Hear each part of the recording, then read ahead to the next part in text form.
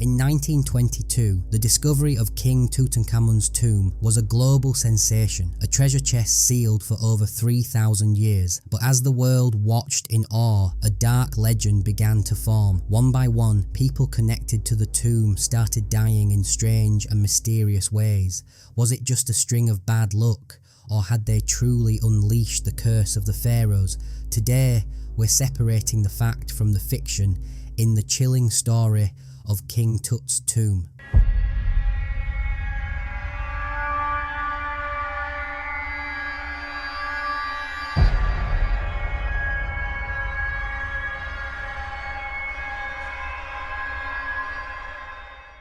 Picture it, 1922.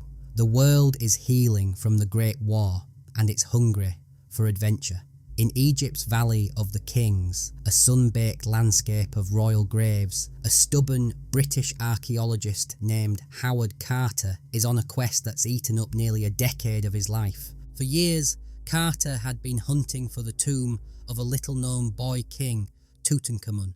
The whole operation was bankrolled by his patron, the wealthy aristocrat George Herbert, the 5th Earl of Carnarvon. By 1922, Lord Carnarvon was losing his patience. He'd sunk a fortune into the Egyptian desert with little to show for it, and gave Carter one last season to find this phantom tomb.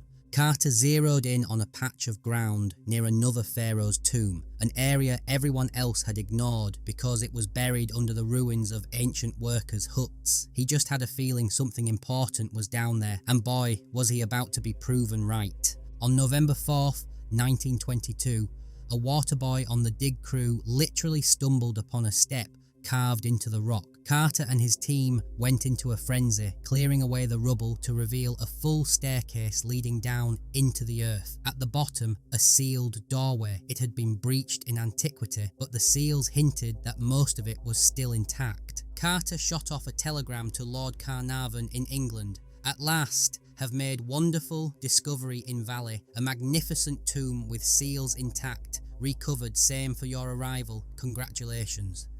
Carnarvon rushed to Egypt, arriving over 2 weeks later. On November 26, 1922, with Carnarvon and his daughter, Lady Evelyn Herbert, watching over his shoulder, Carter stood at a second sealed door. He carefully chiselled a small hole in the corner, lit a candle, and peered into the blackness. A rush of hot air, trapped for 3 millennia, snuffed out the flame. For a moment he was speechless. "Can you see anything?" Lord Carnarvon asked, practically vibrating with anticipation. Carter, his voice trembling, managed just 3 words that would become legendary. "Yes, wonderful things." What Carter saw in that flickering candlelight was almost too much to process. The first chamber was crammed floor to ceiling with golden couches shaped like mythical animals, gleaming alabaster vases, dismantled chariots, and towering statues of the king standing guard. And gold was everywhere. This was just the antechamber. The tomb, known as K562, was made up of 4 small rooms, but they were packed with more than 5,300 artifacts. It was the most complete royal Egyptian tomb ever found. While it looked like it had been robbed twice right after the burial, the thieves were apparently caught, and the tomb was resealed, preserving its incredible contents for the next 3,300 years. The excavation itself was a massive undertaking that would take Carter and his team a full decade to finish. Every single object had to be photographed, catalogued, and carefully conserved. The world was mesmerised. Photos revealed the stunning riches of Tut's court, fine linens, complex board games, and even a lock of his grandmother's hair. One of the most breathtaking pieces was a gilded throne showing a touching scene of the young king with his wife Ankhesenamun. Carter called it the most beautiful thing that has yet been found in Egypt. But the real prize was in the burial chamber. There, a set of huge gilded shrines, nested one inside the other, protected the king's sarcophagus. Inside that sarcophagus were 3 coffins, each one shaped like the pharaoh. The first 2 were gilded wood, but the last one was staggering. It was made of over 110 kilograms of solid gold. When Carter lifted the lid, the world saw the face that would become an icon, the magnificent funerary mask of Tutankhamun, made of solid gold and inlaid with brilliant blue lapis lazuli. It showed the boy king with a peaceful, eternal expression. The discovery turned Tutankhamun from a forgotten pharaoh into a global celebrity. But as the archaeologists celebrated, a darker story began to spread. This was no longer just about treasure, it was about a curse. The whole idea of a curse of the pharaohs wasn't new. It was a spooky, romantic tale loved by fiction writers. And while some ancient tombs did have inscriptions threatening anyone who disturbed them, no official written curse was ever found in Tutankhamun's tomb. But that didn't stop a new one from being born. The press, always hungry for a good story, jumped on every weird event. The first omen supposedly happened the day the tomb was opened. Carter's pet canary was allegedly eaten by a cobra, the very symbol of pharaonic power. A great story, but it was just the opening act. The first and most famous victim was the man who paid for it all, Lord Carnarvon. Just a few months after entering the tomb, in March 1923, Carnarvon was bitten by a mosquito on his cheek. Later, he nicked the bite while shaving. The wound got infected, and he developed sepsis. On April 5th, 1923, he died in his Cairo hotel. His death could have been written off as a tragic accident, but the stories around it were just too good for the media to ignore. It was reported that at the exact moment Carnarvon died, all the lights in Cairo went out. At the same time, back on his estate in England, his dog Susie supposedly let out a howl and dropped dead. These details were almost certainly exaggerated. Blackouts in Cairo were common, and the dog reportedly died hours later, but they created a narrative that was impossible to resist. The press went wild. Weeks earlier, a popular novelist had warned that dire punishment would follow anyone who entered a sealed tomb. Now it looked like she was right. Sir Arthur Conan Doyle, the creator of Sherlock Holmes and a believer in spiritualism, publicly suggested Carnarvon wasn't killed by an infection, but by elementals created by ancient priests to guard the king. The curse was no longer a myth, it was a headline, and it was just getting started. After Lord Carnarvon's dramatic end, the curse's victim list started to grow, at least according to the papers. Any death or misfortune even loosely connected to the dig was attributed to the boy king's revenge. Just 5 months after Carnarvon died, his half-brother, Aubrey Herbert, died in September 1923. Suffering from a degenerative eye condition, he was advised to have all his teeth removed. He died of sepsis from the surgery, the same thing that killed his brother. The curse seemed to follow visitors too. George J. Gould, a wealthy American, visited the tomb in 1923 and died from pneumonia shortly after. Prince Ali Kamel Fahmy Bey of Egypt toured the tomb and was shot and killed by his wife less than a year later. Even those who handled the artifacts weren't safe. Arthur Mace, one of Carter's team members, died in 1928 from pneumonia. The stories got wilder. An archaeologist named Hugh Evelyn White, who supposedly helped with the excavation, took his own life in 1924, leaving a note allegedly written in his own blood that said, "I have succumbed to a curse which forces me to disappear." A radiologist who x-rayed the mummy, Sir Archibald Douglas Reed, died from a mysterious illness. Howard Carter's secretary, Richard Bethel, was found smothered in his bed in 1929.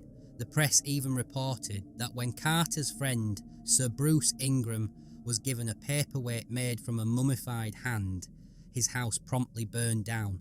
By the end of the 1920s, newspapers had linked over a dozen deaths to the curse. The public was hooked on this macabre tale. It was far more exciting than dusty archaeology, but behind the spooky headlines, a very different truth was waiting, one based on science, logic, and simple facts. While the world was obsessed with the supernatural drama, scientists and skeptics started looking for more logical explanations. And when you look at it in the cold light of day, the whole curse legend starts to fall apart. First, let's talk numbers. One study showed that, of the 58 people present when the tomb and sarcophagus were opened, only 8 died within the next 12 years. If there was a curse, it was incredibly selective. In fact, Lord Carnarvon's daughter, Lady Evelyn Herbert, was one of the very first people inside the tomb. She lived for another 57 years, dying in 1980 at the age of 78. So what about the deaths that did happen? Carnarvon's death is easily explained. He died from sepsis caused by an infected mosquito bite, which led to pneumonia. In a world before antibiotics, that was tragically common. Plus, Carnarvon was already in poor health after a bad car accident years earlier, which weakened his immune system.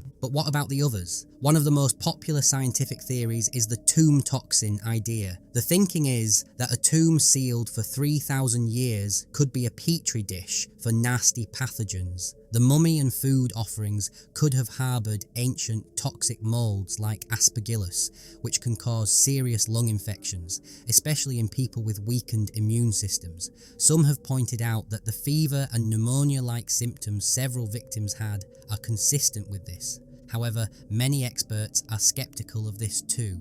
They argue it's unlikely a microbe could lie dormant for millennia and then suddenly become deadly. One epidemiologist even pointed out that with the sanitation standards in 1920s Egypt, Lord Carnarvon was probably safer inside the tomb than outside. A more recent theory suggests the cause could have been radiation. Some researchers have proposed that naturally occurring uranium in the tomb's building materials could have led to radiation exposure, possibly causing cancers and other illnesses over time. Studies have found higher than normal radiation levels at other ancient Egyptian sites, lending some credibility to the idea. In the end, the most likely explanation for the curse is a perfect storm of tragic coincidences: the poor health of some individuals, the limited medicine of the 1920s, and a media machine that knew a supernatural story would sell papers. The real mystery isn't the curse itself, but how the legend managed to completely overshadow the truth. While everyone was distracted by a phantom curse, a very real desecration was happening inside the tomb. And it wasn't by ancient spirits but by the archaeologists themselves. For all his careful cataloguing, Howard Carter's handling of Tutankhamun's body was, to put it mildly, brutal. When Carter's team finally got to the solid gold coffin in 1925, they hit a snag. The sacred oils and resins poured over the mummy had hardened into a rock-solid glue, sticking Tutankhamun's body to the bottom of the coffin. Carter wrote that no amount of legitimate force could get it out. First, they tried leaving the coffin out in the blistering Egyptian sun, hoping the heat would melt the resin. It didn't work. What happened next was a gruesome process that was hidden from the public for decades. Desperate to get the mummy out and retrieve the treasures stuck to it, the team used hot knives. They sliced through the ancient linen wrappings and chiselled away at the jewels. In doing so, they completely dismembered the pharaoh's body. To get the golden mask off, they had to decapitate Tutankhamun. His arms and legs were severed. His torso was cut in half. Photos from the excavation show the grim reality. Tut's skull on a stick for documentation, his body literally in pieces. Once the treasures were free, the team crudely reassembled the body on a tray of sand and tried to glue it back together. This violent dismemberment was conveniently left out of Carter's official reports. It turns out the man who spent a decade searching for the boy king was the one who did the most damage to him. There was no need for a supernatural curse. The real desecration was a scientific procedure carried out in the name of discovery. The king, who had rested undisturbed for 3,300 years, was torn apart by the very people who made him famous. What do you think? Was it a supernatural curse, a string of awful coincidences, or something else entirely? Let us know your theories in the comments. And if you're enjoying our trip into the past, don't forget to subscribe and hit the notification bell so you never miss an excavation. For a century, the story of King Tut has been told in two different ways. One of dazzling treasure, the other of a deadly curse. The curse, with its spooky omens and dramatic deaths, was an irresistible tale, spun up by a sensationalist press and a public fascinated with the occult. But the science and the facts tell a more ordinary story. A look at the numbers shows most people connected to the tomb lived long, healthy lives. The most famous victims died of explainable causes, made worse by the medical standards of the 1920s. The tomb toxin and radiation theories are interesting but still debated. The curse, it seems, was mostly just a good story that got out of hand. But maybe there was a curse, a human one. The pressure for headlines created a myth that overshadowed the real history, and in the rush for fame and treasure, the boy king at the centre of it all suffered one final brutal indignity at the hands of his own discoverers. Perhaps the greatest irony is that Howard Carter, the man who disturbed the pharaoh more than anyone, was never touched by the curse. He died in 1939 at 64, nearly 2 decades after he first looked inside that tomb. Maybe the real treasure and the real curse was the story itself, a story of gold, glory and death that still fascinates us 100 years later.